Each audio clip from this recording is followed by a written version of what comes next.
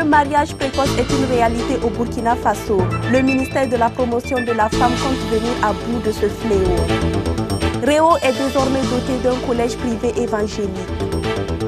La Croix-Bleue est présente au Burkina Faso depuis 1998. Elle s'est donnée pour champ de bataille la réinsertion des personnes touchées par l'alcool.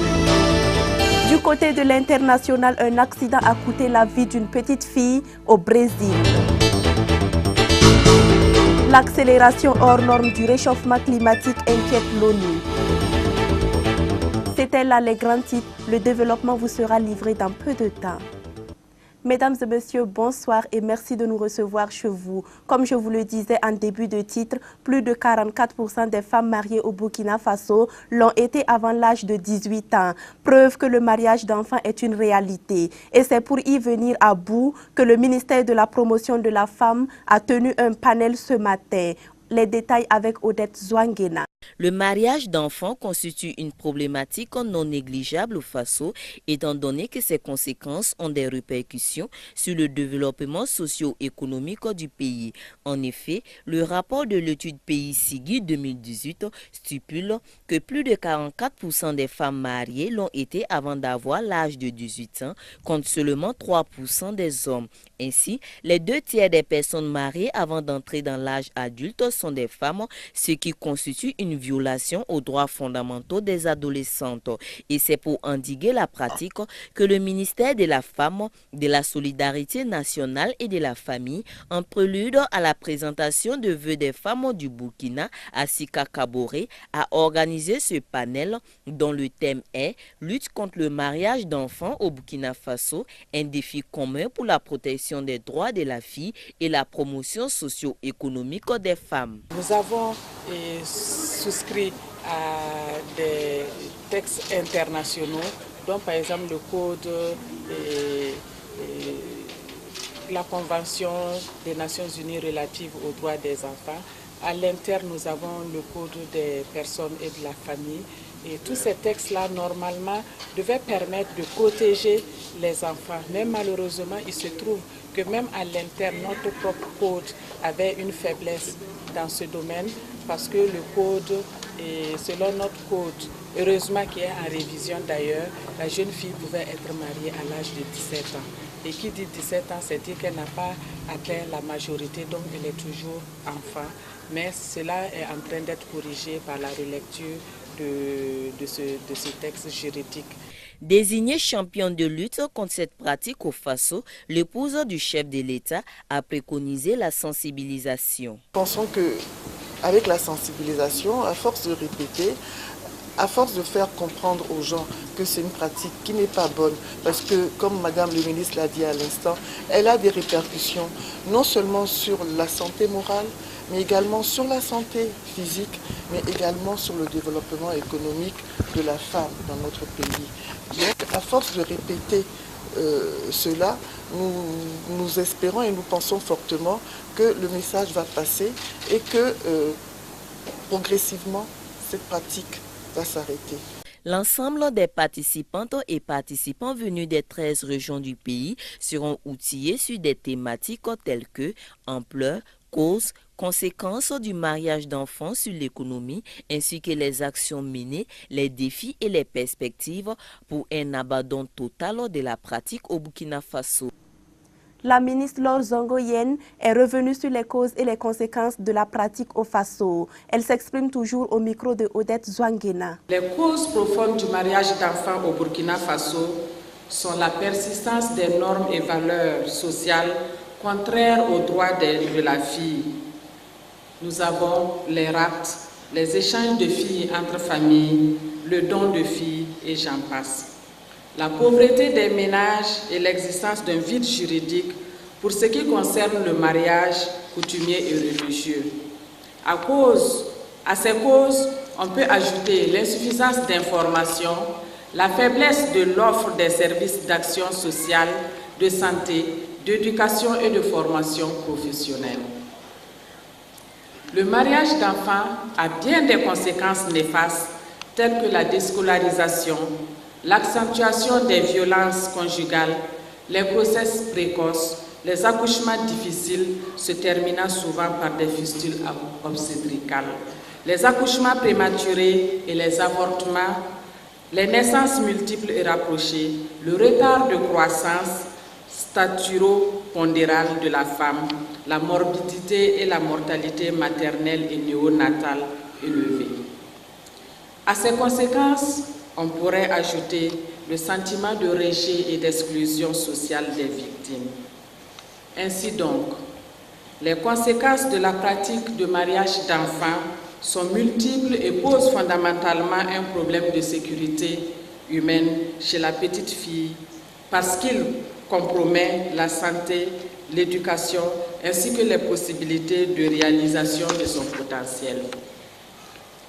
Chères participantes et participants, distingués invités, face à la persistance de cette pratique aux multiples conséquences, notre pays s'est vu obligé d'engager des actions fortes, parmi lesquelles l'adoption en novembre 2015 d'une stratégie nationale de prévention et d'élimination des mariages d'enfants 2016-2025, assortie d'un plan d'action opérationnel triennal 2016-2018. Et cela, la vision de cette stratégie est de faire du Burkina Faso à l'horizon 2025 un pays où le mariage d'enfants sous toutes ses formes est éliminé. Il apparaît désormais clair que des actions fortes doivent être entreprises à tous les niveaux en vue de combattre cette pratique et d'insuffler le changement dans nos communautés. En réponse au manque criard d'infrastructures éducatives, la commune rurale de Réau a été dotée d'un collège privé évangélique. Le point avec Odette Zouanguena.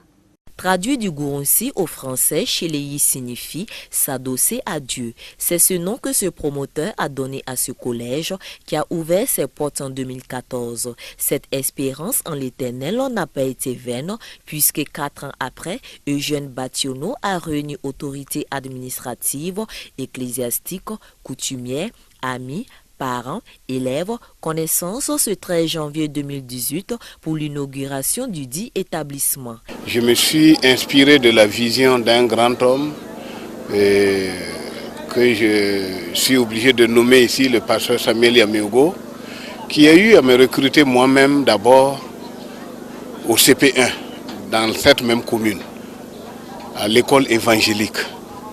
Donc sa vision m'a vraiment touché.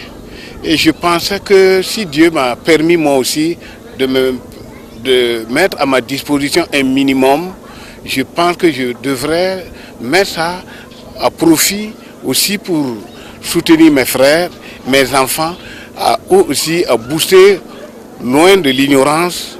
Un autre événement majeur a réuni ce bonhomme au secteur numéro 5 de la commune rurale de Réau, celui de la dédicace d'un forage, qui est un don gracieux de l'association Mirasouel, dont le coût s'élève à 4 millions de francs CFA.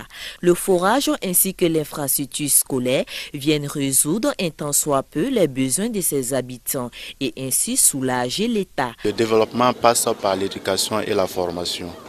Et en cela, M. Batona a vu juste en offrant ce joyau à l'ensemble de la commune de Réau. Ce n'est pas que à Toucon, c'est l'ensemble des enfants de la commune de Réau qui vont en bénéficier. Je remercie le fondateur de cette école privée Cheleyi, car quand il a construit cette école, bien vrai, il y a d'autres parents qui n'ont pas de moyens d'aller inscrire leurs élèves dans des écoles très chères, mais grâce à l'école privée Cheleyi de Réau, ils ont pu inscrire leurs élèves dans cette école. Le forage aussi a été vraiment la bienvenue parce que vous voyez comme ici, pour avoir accès à l'eau, il faut creuser au moins 15 mètres de profondeur. Et surtout, nous sommes ici sur une latérite très dure à creuser. Et nous félicitons vraiment les donateurs. Construit sur une superficie de 6 hectares à un coût global de 12 millions de francs CFA, le collège privé évangélique Cheleyi compte 4 classes avec un effectif de 143 élèves. Le fondateur n'attend pas s'arrêter en si bon chemin. Il espère agrandir l'établissement en construisant les mois prochains les classes du second cycle. La Croix-Bleue est présente au Burkina Faso depuis 1990. Elle a été créée en 1840 et son but est de lutter pour la guérison et la réinsertion des personnes touchées par l'alcool et d'autres substances qui conduisent à la dépendance. Moïse Kinda, reportage.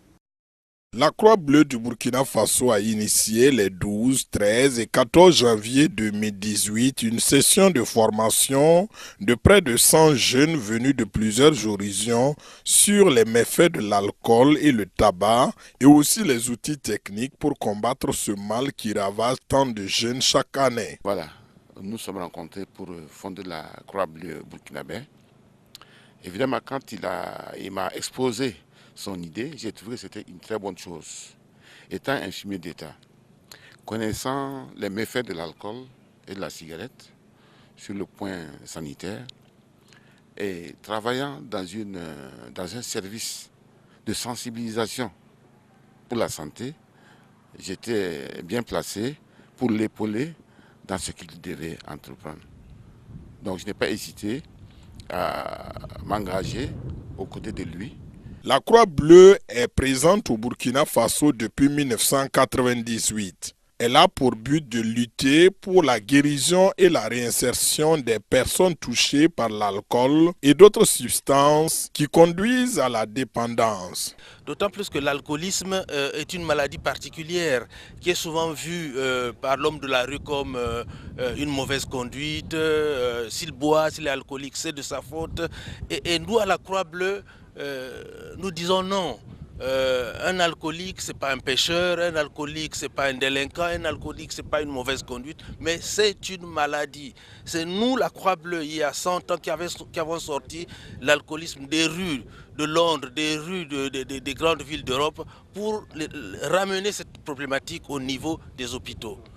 Donc, et le Burkina, comme l'Afrique d'ailleurs, et c'est pour ça que ça c'est mon combat, et ça me tient à cœur en tant qu'Africain, les multinationales ne peuvent plus vendre assez d'alcool en Europe. Le marché est saturé.